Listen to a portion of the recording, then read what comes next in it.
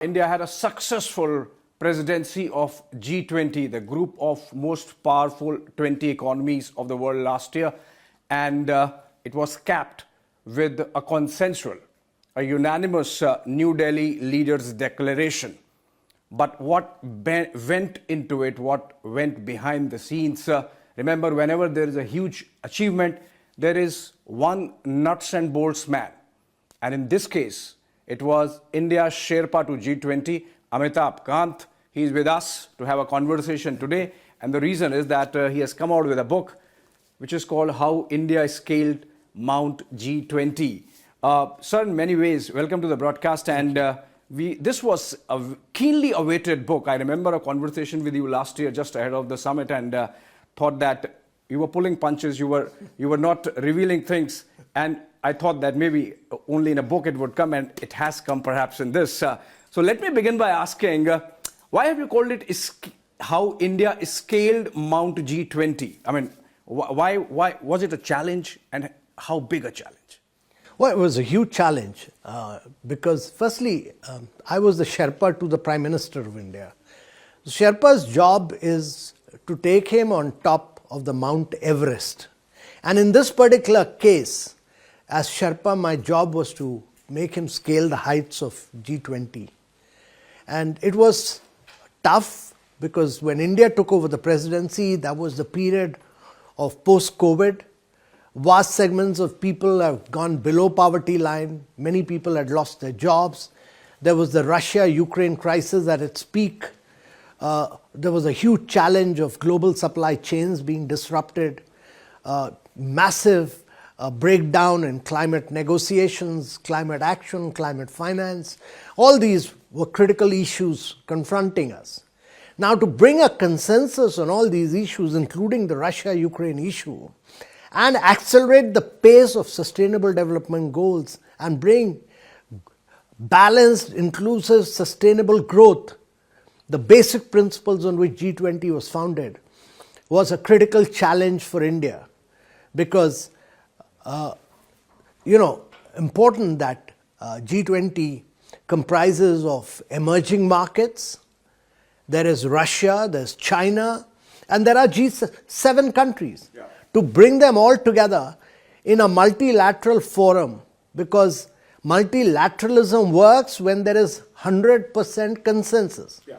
If even one country differs in terms of the language and says that I'm going on the footnote and I don't agree, yeah, that means there is no consensus. Right. That means the document is not accepted. That particular issue is not accepted. Yeah. And there is a breakdown.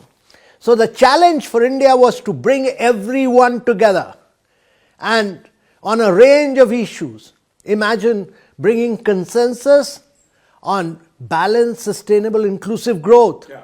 Bringing consensus on accelerating the pace of sustainable development goals. Right. Bringing consensus on Green Development Pact, which was a huge, huge challenge. Right. And bringing consensus on reform of the multilateral institutions. Right. And getting the world to accept the concept of digital public infrastructure. Right. The definition, the formats, yeah, the principles of digital public infrastructure. Right.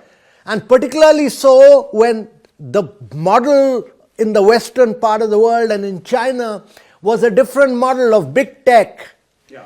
And finally, against all opposition, we were able to bring everybody together, yeah, on women-led development. I would want to cover each aspect of what you have mentioned, sir. And I can assure you that I have gone through each and every page of your book overnight. And it reads like a thriller, geopolitical, yeah, geoeconomic thriller, yeah, on the world of the day. Let's begin with the deep end of the pool. Yeah. The New Delhi Leaders' Declaration. Yeah. Can I begin by asking, did we reach a stage where perhaps you sort of, just to cajole everyone, threatened that India would walk out of G20 and perhaps give more importance to BRICS or IPSA? Because on page 138 you say, I emphasized that if this draft was rejected, India was ready to explore other avenues instead of a divided G20. So, the Prime Minister was very clear, and he directed me that we must achieve consensus at all cost. And he was absolutely convinced that if G20, which is the premier body and which we had put so much of weight, imagine we had conducted 230 meetings in almost every state and union territory of India. If this body is not able to arrive at consensus, then it's better not to work with G20, but rather to work with other forums like BRIC and IPSA. Yeah. And that is a point which I made to all the members present there, that G20 has to be responsible. G20 represented almost 80% of the global population. And then we got African Union included. So today it represents almost 88% of the global population. Now we had to be responsible. And that I had to tell them that India would force a consensus. So this threat that India would give more importance, if not walk out of G20, but would give more importance to other platforms, worked? You had intended? Well, many things worked. At the end of it, let me tell you that we had to plead, we had to cajole, we had to threaten, but that is a part of the negotiating strategy. And as I said, every country had a different negotiating strategy, and they had teams of people who were very tough at times, there were people who were soft at times, but we had to manage all of them, and that requires constant modification in your strategy. While you have to be tough at times and threaten, you have to plead at times, you have to build up partnerships, you have to collaborate, you have to build coalitions. All that is a part of negotiating strategy. But the important thing to my mind was that India worked with the global south. We were able to build a coalition of 12 emerging markets together. So if India works with emerging markets, and I think important thing is if emerging markets work together, then multilateralism will work. I'll come to that, but staying with your nuts and bolts negotiation for the leaders' declaration. I believe you mentioned somewhere on page 140 that once your draft 0 was ready, Russians came back with the change of word somewhere that they wanted to include sanctions in the draft, and then you had to threaten them with an appearance of Zelensky. What was that? So we had reached a stage. First of all, let me say that we didn't host the Sherpa meeting in Delhi because the pulls and pressure would have been enormous, with media coming in and so on. So we took the Sherpas out 70 kilometers away to Nu. And we just locked them up. We said, took away the mobile phones also. We took away the mobile phones. Of the Sherpas also. Like the topmost guys, you took away their phones. Well, we said that while negotiating, you can't bring the phones in because every word was mattering. And if anything had leaked out, the whole declaration would have gone for a 6. We didn't want any leakage of information. We didn't want any word to be leaked out. So we said nobody can take a photograph. So we said no mobiles are allowed. No media is permitted. And it was hard-headed discussions. And that's why that one particular para took us 300 hours of negotiation. One para, 300 hours of negotiation. 250 bilateral meetings. 16 drafts failed. The 17th draft succeeded. And therefore, that particular para was very, very critical for us. The Russia-Ukraine crisis. That was at its peak, and we had to really work hard on that, and to bring everybody around on that and build a consensus on the basic principles of political integrity, sovereignty, non-use of war or the threat of war was a very, very tough task for us to build. So what was this like? You mentioned that I had to inform the Russian negotiator that if they did not agree, the first speaker following Prime Minister Modi's speech would be Zelensky. So, we'd arrived at a broad consensus at that point of time, and it was breaking down, and the Russians were very keen that we put this line against the sanctions imposed by. They were willing to take, but they said that this line must come in, and that was a no. It was not feasible because G7 would have never accepted it. Several emerging markets were also not willing to accept it, but G7, it was a no-go. And therefore, we had the Russian Sherpa, but we had another gentleman who was the deputy minister who came in, and Mr. Pankin. And Mr. Pankin, you mentioned. yeah, he came in for the first time, and he walked. I took him to my room, and then I discussed this with Mr. Jaishankar, and he said that what had happened in Indonesia was that they invited Mr. Zelensky to speak virtually, and he took about 30 minutes, and in that meeting he literally totally hijacked the meeting by, instead of speaking for 3 minutes, he spoke for 30 minutes. Now, we just told the Russians that if you do not agree, we have no other option but tomorrow to get, and the G7 were very insistent that we must get Mr. Zelensky to speak. We were totally opposed to it. The Prime Minister was very clear that this is a G20 meeting and we can't get outside forces to come in. And therefore we had to tell him that if you don't agree, we have no other option but to get Mr. Zelensky to speak. And finally the Russians agreed as a consequence of that. I'm curious to understand, how did you fend off that pressure from G7 on Zelensky? Oh, so we had to just tell them that it's not feasible. We are not going to accept it. Yeah. Indonesia had accepted it, but we just stood firm. Yeah. We just stood tight. When we just said that this is a G20 meeting, the Prime Minister was very clear. I was acting as his Sherpa, so I was absolutely clear that this is a G20 meeting and this will remain a G20 meeting. Fantastic, sir. Moving on, in fact, on the same page you mentioned that not just Russians, even the Chinese have issues, for example, on G20 being hosted in the United States 2 years later, and they said, okay, fine, we agree for it, only if you are sure that we'll get the visas. So that was another big challenge, because finally, everybody agreed, and the G7 had agreed except United States. So in the morning, I called up the US Sherpa and he said he'll discuss with the President. Mr. Biden had come in by that time, and he said he'll discuss and get back to me. And in 15 minutes time, he got back to me saying two things. One is they wanted to change in one word. One word. Imagine in multilateral discussion, every word, every letter matters. So they wanted to change in one word. And this is a declaration of 6,500 words. Yeah, one word on in the document. And they said that before we agree, we want Russia and China to agree. Now, Russia had agreed the previous night after we had said that Zelensky will speak. They had agreed. But China had not yet agreed. And there was, the leaders were coming in, and the Prime Minister had come to see Bharat Mandapam in the morning at about 8 o'clock.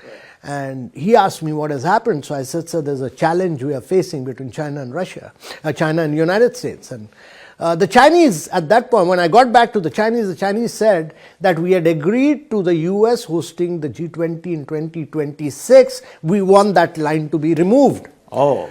So we said, you've already greened it. I can't remove it now. So they said, no, our Prime Minister doesn't want this because the United States doesn't issue visa to us. It doesn't issue visas to people from Hong Kong. They have not issued visa to even the governor of Hong Kong. So before we agree, if we agree, we want a written legal document from United States that they'll issue visa to everyone that we give the name of. Right.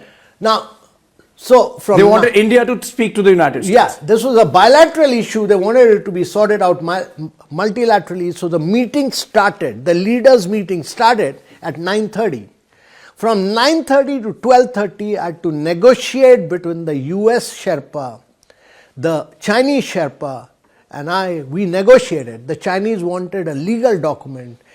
I finally told them that I'm a native English speaker. Instead of getting a written guarantee, it's better to get a letter saying that we will ensure that you will get visas. Right. And that's how we finally managed it. We used the word ensure. Right. And the Americans gave a letter saying that we'll ensure that visas are issued. And that's how we managed it finally. And then the New Delhi Leaders Declaration So we finished at about 12:30.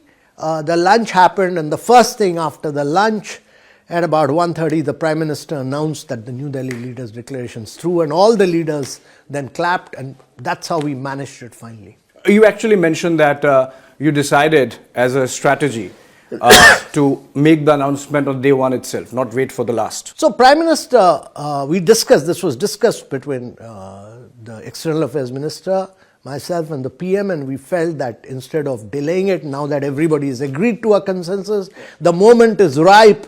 Before we allow fresh issues to come up, let's clinch it. And we clinched it on day one itself, and everybody was taken by, the leaders all appreciated that, they all clapped, they all welcomed it, but the outside media, they had already they had already kept their text ready that India had failed. So the international media which has come in, their story was almost ready that the New Delhi leaders' declaration has failed on grounds of non-consensus on Russia, Ukraine and climate issue.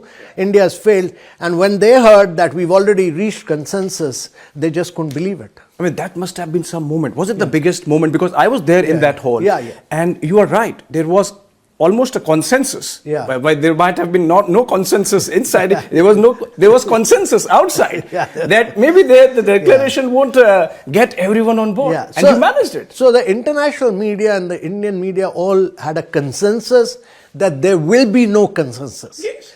And yet we managed the consensus. And that, to my mind, came as a big jolt and a big surprise to them that India has been able to achieve a full consensus. And full consensus on all 83 paras. All 83 paras across the board in over about 6,800 words. Full consensus, 100%. And what was the one word the US wanted? That I won't share with you. Oh, that's serious. Because you've not put it in the book. Yeah. No, I've not put it in the book. I said the one word. Yeah. But I won't like to share it at this stage. Well, that must be that big. Yeah, but I brought everybody together and made everybody agree. All right. But Mr. Kant, we know the reasons. Essentially geopolitics, and you named the chapter The Elephant in the Room. And obviously this gives us an idea of how serious it was. In fact, you write somewhere that you could slice the air with a knife. Yeah. And those were the levels of tension you sort of dealt with. One para, 300 hours of discussions. I mean, what did your team really go through? So I aged about 5 years in that, 8 days of negotiations. I went grey completely. I've had to then do about, a lot of yoga, meditation. But, that's what I've written in the book later on the lessons learned from Prime Minister Modi. I'll come to that, yes. Yeah, but I think it was tough negotiating this 24/7, not sleeping for 7 days, 8 days, not non-stop negotiations, doing bilaterals, this, every word, every letter mattering, and also to be cool, to be relaxed, to be friendly with everyone. You could be tough yet be friendly, and be very nice and civil, and don't ever lose your mind. That is the key lesson, that you have to maintain your composure in such tough negotiations. So I'll stay with geopolitics for a bit more. Sure. So we discussed Russia, we discussed China. And the impression that I get after going through the book is that the Americans actually come out as reasonable. You're not giving us the one word they wanted, but otherwise they come out as very reasonable. It seems that they really wanted India to succeed and the G20 declaration. No, I've written this somewhere that one reason why India succeeded was because Americans were very clear that they wanted India to succeed. They wanted India to have the best possible presidency, and despite their tough negotiations, they were very clear that India must achieve success. And I would give a lot of credit to the American Sherpa, Mike Pyle, who was very constructive, very positive, and very pragmatic in his approach. Right. So apart from the United States, who were our allies? Well, all the emerging markets. I think the important thing was that India got Brazil, South Africa, Indonesia, and all other emerging markets, including Mexico, Argentina, Saudi Arabia, everybody together. So all of them worked with us. And that's a big lesson, that if India works with emerging markets in the global south, then you've got a big group of countries together. And that, to my mind, is really the key for negotiations. If you have a group of about 12 and 20 together with India, then it's a winner for you. And then G7 will find it very, very difficult. And the important thing was that emerging markets, I was holding meeting with them morning, afternoon, evening, briefing them throughout. Every day 4 meetings were with emerging markets, just keeping them informed of every single thing that I had done. And therefore, keeping them together was really the key to our success. And in my view is that every single negotiation that we do, India must bring the emerging markets together, and that will only strengthen us, as we've done in the case of the Voice of the Global South. Yeah. So on G7 versus the emerging markets and the Global South, I'll come to that just in a bit. I have a curiosity. We understand why President Putin did not come. He was not there in Bali also. And but why did Xi Jinping not come? Well, was there a discussion? No, well, in a way, I really think it was a blessing in disguise. You mentioned that. Because, he came down to Bali, and he had a separate meeting with President Biden. And that was a long meeting, but that became the key issue, and that kind of became the center stage rather than the G20 itself. Right. On what was a discussion between Biden and Xi Jinping. We didn't want that. We didn't want anyone else to hijack our G20. And that, to my mind, was a blessing in disguise. And the Chinese initially were very tough, very complex, very difficult for us on a number of issues. For instance, also on Vasudhaiv Kutumbakam, also on women-led development, also on lifestyle for environment, every single issue that mattered to us. Yeah. They didn't want the word Vasudhaiv Kutumbakam to be used in our declaration. Why? They said it's something which you don't understand. One earth, one family, one future, but we don't want this word. I had to build up a very personal relationship with the Chinese Sherpa, and he became a very good friend of mine later. And finally, I had to convince him that this is a must for us, and you must agree.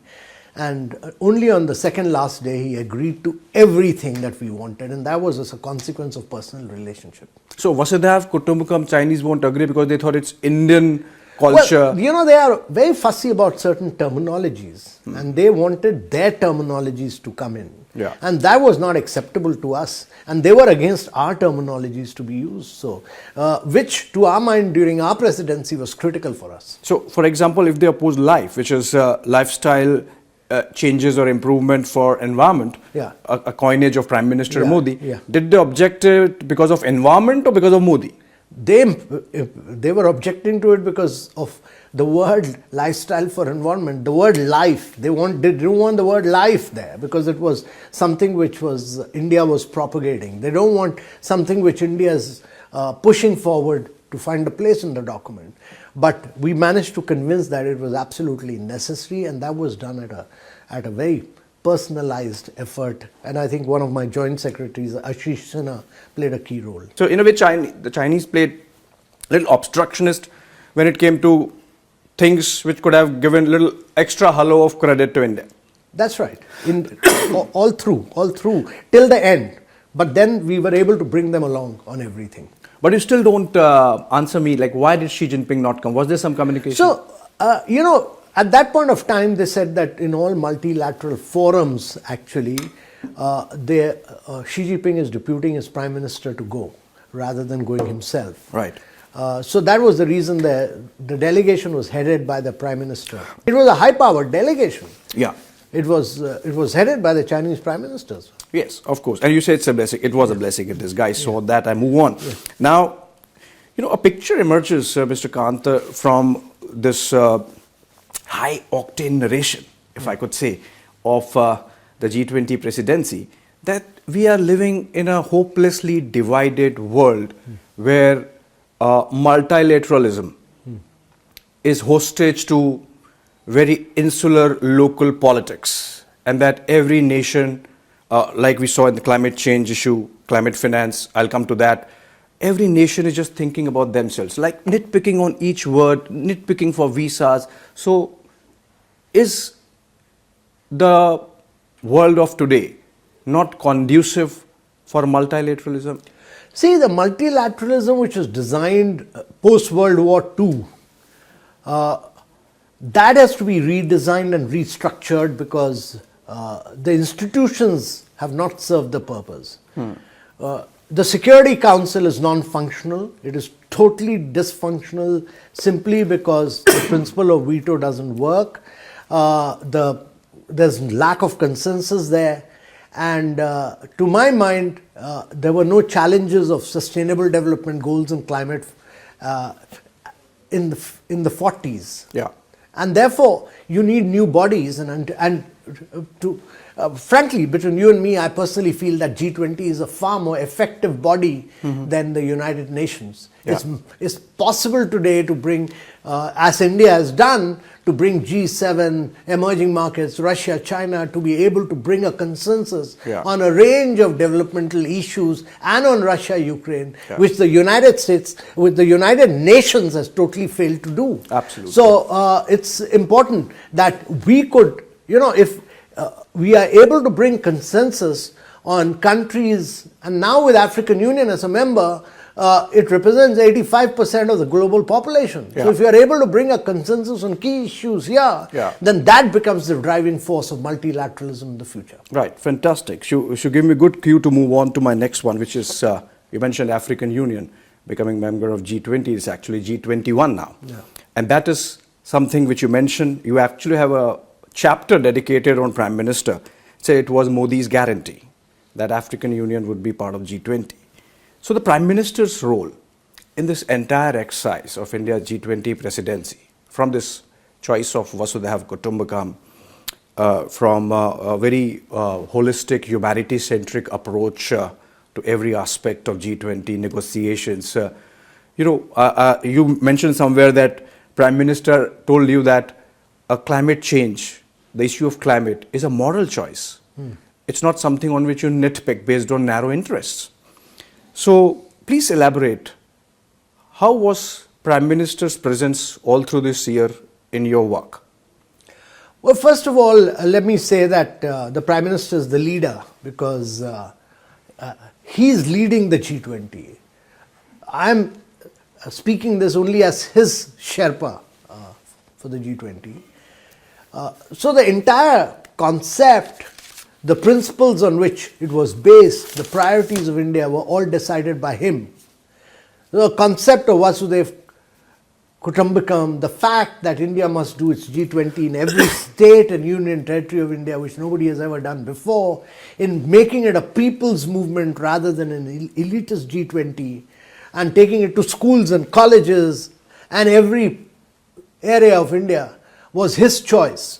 And we were the implementing arms of it.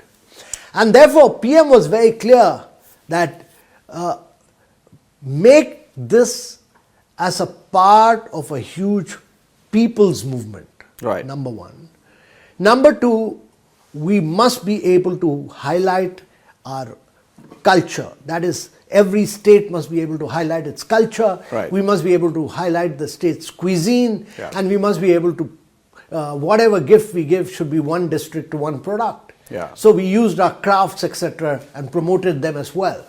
But important thing was that he was very clear that we must achieve full consensus. It's not just about doing events, but it must be inclusive, it must be decisive, it must be action-oriented. And that comes out of the declaration. And therefore, you read at the declaration, this is the most significant, the most important, and probably the most decisive, and probably the most action-oriented statement that has ever come out of G20. Yeah, and you mentioned that the Prime Minister was talking to you almost every 2 hours. No, he wanted negotiations were going on. They were very tough negotiations. He wanted a situation report every 2 hours. So I was sending him situation reports every 2 hours. Amazing. And because I was sending him situation report, I had to keep him abreast of everything and tell him what's going up, what's not working, everything I was. So he had kept himself fully informed of every single move. Right. And because you mentioned about Prime Minister asking you and then you coming together, the entire team, and taking the G20 events to all over the country from Andaman, Nicobar to Kashmir. And you mentioned the tourism landscape in Kashmir changed after G20 Tourism Working Group meeting. The improved security situation played a key role in this resurgence. No, that's true because... and there were some protests, I believe, for holding G20 in Kashmir. Well, whatever the protest, the G20 in Kashmir was one of the most successful events of our G20. Path-breaking work was done. It was transformational. Every single country came and participated. Every delegate enjoyed himself. Srinagar was truly transformed. And I think phenomenal amount of the soft power of Kashmir was really displayed. Both Jammu and Kashmir were displayed during our presidency in Kashmir. Yeah. And then, because we have discussed so much on consensus, you mentioned about a snake boat race at an event in Kerala, where, the emerging markets won the first race, the G7 won the second race, and the third race was sort of inconclusive. So the announcement was made that consensus has won. Consensus has won. Yeah. So was there an attempt to sort of build up to that, That's right. those tense moments? So the snake boats of Kerala are very fascinating. They're very pacey. They're very challenging. And there were very tough fights because there were two teams. That is emerging markets and G7. G7. So in the first race, the emerging markets beat G7. The second race, G7 beat emerging markets. And the third race, there was a tie. So we said this tie means that there is consensus between all the countries. Right. Yeah. And the similar thing happened perhaps in Rajasthan with the Safa. There was that was to bring in a lot of color, a lot of vibrancy. And that is something which every single delegate enjoyed wearing a Safa. They took photographs, some of which went viral not only in India, but in all the countries because they'd never seen such colorful headgear. And different people actually posed and sent it all over the world. So I think that was a way to project our unique colors, vibrancy, energy, and the soft power of India. It was amazing soft power push for India, right? Yeah. For Huge soft power push.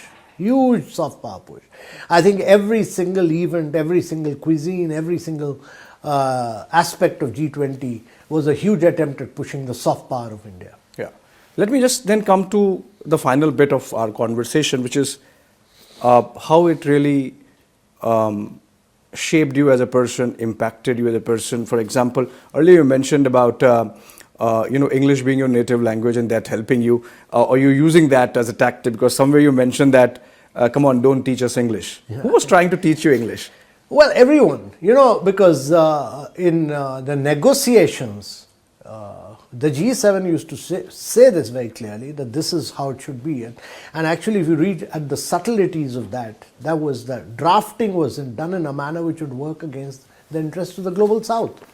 But I said that I'm a native English speaker, and because I'm a native English speaker, I know English better, as good as, if not better than you do, and therefore we managed to draft it. I think the fact is that we were constantly doing drafting again and again and again, and that we did not allow failure to impact us at any point of time. We always came back with a fresh draft. Yeah. And that was because of our ability, and I think that's a huge strength with India, that the ability to negotiate and the ability to do better drafting than others, and that's a skill which Indians have, and I think it was a huge advantage. That's a very big development, I believe, that has happened in Indian diplomacy over the last couple of decades, maybe last decade, where our diplomats are confident of negotiating and of influencing the outcomes by choice of words, as you suggest. And you think that G20 in many ways marks a pinnacle of that? Yeah, because one thing comes out very clearly, that there has to be relentless hard work. Yeah. You have to understand what is the position different countries have taken at different point of time. Yeah. If you've done that hard work, and if you are able to argue it very scientifically, then you are able to push your arguments. Yeah. And that enabled us to do. We had a team of very good youngsters. Yeah.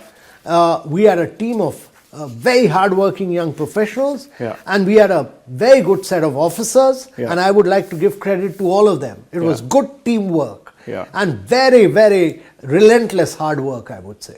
Yeah, I just because we are discussing this one episode where you mentioned about a dialogue between French Sherpa Emmanuel Bon, and your teammate Nagaraj, I believe a diplomat in the. We almost had a war at one point of time. Yeah, and so you mean, did they really come to a verbal jousting between them? Well, it was very tough because Emmanuel Bon was very convinced about his position, and he has a particular doctrine.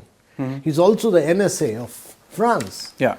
He was very convinced about the nuclear doctrine which he was pursuing. Yeah. But it was within the G7 that was a contrarian position. Yeah. And this was argued out by us that your G7 other members are not agreeing to this. So it came to a war of words. And he walked out saying that he will not talk to him anymore. But that was blowing hot and blowing cold.